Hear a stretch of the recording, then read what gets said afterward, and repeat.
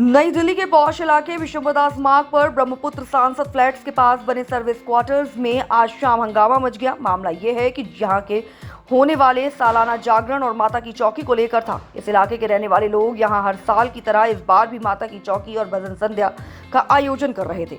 वहीं आपको बता दें कि इस आयोजन के लिए इन लोगों ने हर साल की तरह इस साल भी पूरी श्रद्धा और तनमन के साथ बड़ी अच्छी तैयारियां भी की। बकायदा महीना पहले से इस आयोजन के लिए इन लोगों ने चंदा भी इकट्ठा किया था, लेकिन आज जब नारायण करने की बारी आई तो टीएमसी के राज्यसभा सांसद साकेत गोखले ने उनकी उम्मीदों पर पानी फेर दिया। जैसे ही जागरण शुरू हुआ तो साकेत गोखले, जो टीएमसी के सांसद हैं, उन्होंने पुलिस को बुलाकर ये कहते हुए कि उनकी मां की तबीयत ठीक नहीं है, जागरण को रुकवा दिया। वहीं लोगों का आरोप है कि हमने ये कहने के बाद भी जागरण को बहुत ही धीरे आवाज में कराया जाएगा, जिसके बाद भी टीएमसी के सांसद ने बात नहीं मानी और उन्होंने पुलिस को जबरदस्ती बुलाकर इन लोगों का जागरण रुकवा दिया। आप खुद इन तस्वीरों में देख सकते हैं कि बड़ी संख्या में बच्चे, महिलाएं और लोग इस जागरण में शामिल होने के लिए तैयार होकर आए थे और वह जागरण नहीं हो पाने के बाद निराश खाली पंडाल में बैठे हैं। इस जागरण में भाग लेने के लिए आए कलाकार भी पंडाल में आपको बैठे हुए दिखाई देंगे। इसके बाद इन लोगों ने सांसद महोदय के घर जाकर भी गुहार लगाई कि जागरण को होने दिया जाए, लेकिन टीएमसी के सांसद संकेत गोखले ने इनकी एक नहीं सुनी। यहां तक हारने के बाद ये लोग बीजेपी के पूर्व दिल्ली अध्यक्ष आदेश गुप्ता के पास पहुंचे। उन्होंने वहां जाकर जागरण में लोगों की बात सुनी और आश्वासन दिया कि जागरण को शुरू किया जाएगा। हालांकि इस बीच देर रात हो गई थी, जिसके कारण जागरण नहीं हो पाया और लोगों की उम्मीदों पर पानी फिर गया। लेकिन अब इन लोगों को आश्वासन दिया गया है कि कल शाम को जागरण किया जाएगा। देखिए, जो आज यहाँ पर हिंदू अपार्टमेंट में पिछले 25 सालों से ये जागरण हो रहा है और कभी कोई बाधा नहीं आई, लेकिन आज बड़ी हैरानी की बात है, दुर्भाग्यपूर्ण है कि जो सनातन धर्म के विरोधी, उनका चेहरा उजागर हो गया है। जो बड़ी बड़ी बातें बंगाल में करती हैं दीदी, उन्हीं की पार्टी के सांसद ने आज यहाँ पर इस जागरण को रुकवाया है, पुलिस को फ़ोन करके, प्रशासन को फ़ोन करके।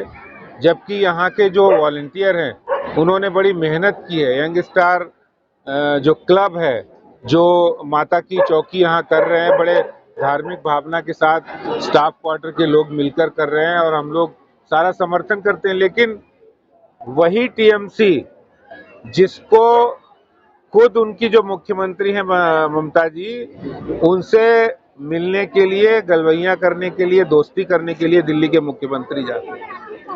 और ये दोनों पार्टियों की दोस्ती, आम आदमी पार्टी और टीएमसी, दिल्ली में टीएमसी के सांसद के द्वारा आम आदमी पार्टी के विधायक हैं जो दिल्ली के पूर्व मुख्यमंत्री, उन्हीं के विधानसभा क्षेत्र में ये जागरण नहीं हो पा रहा है।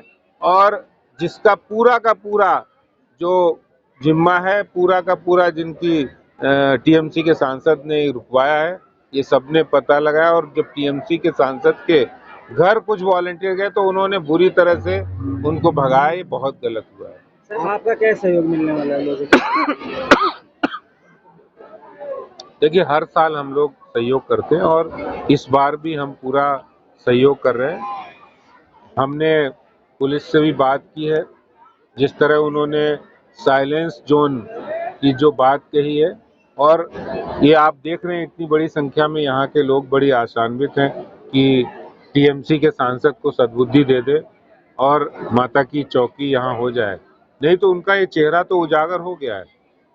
ये जो हम बातें सुनते बंगाल में, दीदी कहती कि जो वहाँ पे दुर्गा माँ का बड़ा कार्यक्रम होते हैं, लेकिन जिस तरह उनका जो चेहरा है वो सामने आ गया है। और यही दिल्ली के जो पूर्व मुख्यमंत्री, आम आदमी पार्टी के मुखिया, उनको समर्थन देने के लिए और उनका समर्थन लेने के लिए वो आतुर रहते हैं। इससे पता लगता है कि दोनों की मानसिकता एक ही है। हिंदुओं के साथ, हिंदू के आस्था से खिलवाड़ किया जा रहा है। आपने कहा दिल्ली सरकार के जो मुख्यमंत्री रहे हैं, इधर के जो विधायक हैं अरविंद केजरीवाल, भी सुध नहीं लेते। क्या लगता है 2025 में क्या होगा? इनको जवाब मिलेगा फिर? इनकी जनता, नई दिल्ली की जनता इनको भगाएगी और ये पीछे भी नहीं मुड़ पाएंगे। इतनी तेजी से भगाएगी, इतनी गुस्से में है। इन्होंने सनातन धर्म हो या दिल्ली की, नई दिल्ली विधानसभा की जनता हो, किसी भी का ख्याल नहीं रखना। आप देख सकते हैं, सबको दिखाए, हम कहते हैं आप लोगों के माध्यम से हम दिखाना चाहते हैं कि यहाँ पब्लिक जो इतनी खड़ी है, और भी बहुत से हमारे जो साथ में रहने वाले हैं, इन एमपीओ के ही काम करते हैं और एमपीओ के साथ में काम करने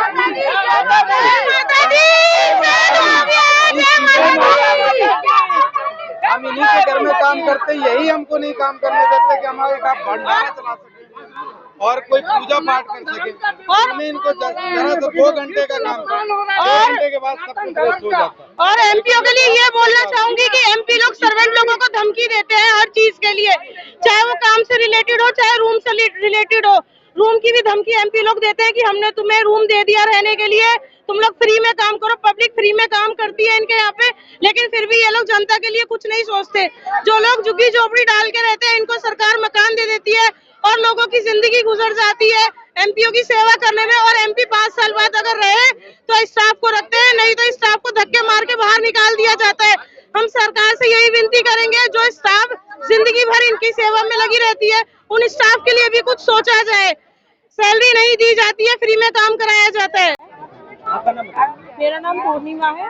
यहाँ प्रोग्राम 5 बजे से चल रहा है। ये 5 बजे इन्होंने गाने बजाने के लिए मना कर दिया। हम पूजा में बैठे तो सिर्फ वो ढोल बजा रहे थे हाथ से, उस चीज के लिए भी इन्होंने मना कर दिया। तो 4-5 लोग रिक्वेस्ट करने गए थे, जिनमें से एक लेडीज भी थी। सबने पहले प्यार से उन्हें रिक्वेस्ट किया, बाद में वो हाइपर हो गए। उन्होंने ये धमकी दी कि तुम यहाँ से चले जाओ, हम तुम्हें मारेंगे, नहीं तो तुम्हें जेल भेज देंगे। और छोटे छोटे बच्चों ने इतनी मेहनत करी है, मेहनत करके इतना पैसा जोड़ा, सब कुछ किया, और अब वो ऐसे बिल्कुल उन्होंने पुलिस फोर्स लगा दी है कि यहाँ पे कोई आएगा तो मैं जेल भेज दूंगा, चाहे वो पुलिस वाले हैं, चाहे वो छोटे बच्चे हैं, चाहे वो लेडीज है, सबको मारने की वो धमकी दे रहे हैं। बहुत नुकसान हुआ है यहाँ पे, कम से कम 8-10 लाख रुपए का नुकसान हुआ है। बच्चों ने बड़ी मेहनत से पैसे जोड़े और लोगों ने सहयोग भी किया था, जिसमें से कुछ एमपी मिनिस्टर भी मिले हुए थे। आदेश गुप्ता जी है, उन्होंने भी हमारी बहुत हेल्प करी थी।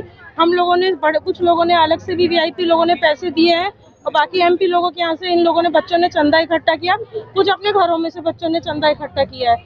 ये दिक्कतें हमें हो रही है। अभी गए हैं मंत्री जी के पास में, उनसे रिक्वेस्ट करवा रहे हैं कि ये जागरण को चालू कराया जाए। मतलब होनी है। अच्छा, यहाँ पर जागरण था और रुकवा दिया गया है, किस वजह से रुकवाया गया, क्या कहानी है? वही किसी एमपी ने बोला इतना लाउड आवाज पे मैं परमिशन नहीं दूंगा, क्योंकि उनकी माता को ना हार्ट की दिक्कत है, तो कहीं कुछ हो गया तो हमारे ऊपर नाम आ जाएगा, इस वजह से जागरण नहीं करवाने दे रहे। और हर साल यहाँ जागरण होता है। कौन सी पार्टी के एमपी और कहाँ रहते हैं? 7th फ्लोर पे रहते हैं, सिंधु अपार्टमेंट। कौन सी पार्टी से? अब ये तो नहीं पता मुझे। हर साल यहाँ पर जागरण होता हाँ, है? हर साल ही होता है। आप चाहते हैं कि जागरण हो? बिल्कुल, इतनी पब्लिक आई हुई है, हम तो चाहते अच्छा, हैं। जो जागरण में यहाँ पर लोग इकट्ठा होते हैं वो कहाँ से आते हैं? इस एरिया में हर जगह से आते हैं, कालीबाड़ी से आते हैं, north Avenue, south Avenue, Mahadev road, और ये इस कंपाउंड के मतलब सारे लोग ही आते हैं। जागरण के लिए आप कितने उत्साहित थे और इसकी तैयारी आप लोगों ने किस तरह से की थी? तैयारी तो देखो आपको दिख ही रहा होगा सामने, कितनी तैयारी हुई है, कितना पब्लिक आया, बच्चे हैं। चंदा भी इकट्ठा किया था आप लोगों ने? चंदा भी इकट्ठा किया, फिर भी जागरण नहीं होने से नहीं आप हुआ, परेशान है? परेशान ही है। हम तो चाहते हैं 1 घंटे के लिए सही, 2 घंटे के लिए सही, धीमी आवाज में ही हो जाए, लेकिन हो जाए, शांति से हो जाए। पुलिस क्या कह रही है? पुलिस भी आई हुई थी, वही एमपी ने पुलिस को भेजा था रोकने के लिए। अभी भी मान नहीं रहे, अभी गए हुए वहीं पर ही बात करने। आपका क्या नाम है सर? मेरा नाम विजय है। आप जैसे देख सकते हैं कि 24वां विशाल भगवती जागरण हो रहा था। ये मतलब 24 साल से चल रहा है, आज तक कभी इंटरप्ट नहीं हुआ है। आज यहाँ पे जब हो रहा था तो ये साकेत गोखले जी ने यहाँ पे पुलिस वालों को भेजा और उनको बोलते हैं कि ये जागरण नहीं हो सकता। यहाँ पे कुछ यहाँ के जो रेजिडेंट्स लोग हैं वहाँ पे उनके घर पे गए, उनको रिक्वेस्ट करने की कोशिश करी कि भैया ये जागरण होने दीजिए, तो वो उनको थ्रेट करते हैं आप यहाँ से चले जाओ, अदरवाइज मैं यहाँ से पुलिस को बुलाऊंगा और आप सभी को जेल करा दूंगा, आप मुझे मारने के लिए आए हो यहाँ पे, ठीक है। उसके बाद जब यहाँ के लोगों ने नॉर्मली मतलब स्पीकर वगैरह सब कुछ बंद कर दिया, बहुत अच्छे से मतलब शांत हिसाब किताब के साथ जब वो ढोलक बजा के और नॉर्मल वो जागरण कर रहे हैं, उस पे भी उन्होंने यहाँ के एसएचओ साहब को बुला के और वहाँ पे उनको रोकने के लिए बोला और वो भी बंद करवा दिया। ये साकेत गोखले जी टीएमसी के एमपी साहब हैं और उनके ऊपर पहले भी जो भी कुछ चल रहा है हमें मतलब नहीं है। सांसदों को कोई दिक्कत नहीं थी? बाकी और सांसदों ने उनको कॉल भी किया कि ये जागरण होने दीजिए, क्योंकि पिछले 24 सालों से हो रहा है। और ये एक आस्था है, यहाँ के जो लोकल लोग रहते हैं उनकी एक आस्था है कि यहाँ पे एक माता का जागरण होता है। आप भी जानते हैं कि माँ वैष्णो देवी कितना बड़ा नाम है, उनको कोई फर्क नहीं पड़ता, उनको अपने एजेंडे से फर्क पड़ता है कि मुझे शोर नहीं आना चाहिए। शोर नहीं आया तब भी उनको एक ईगो है, सर हम चाहते हैं कि ये जागरण हो।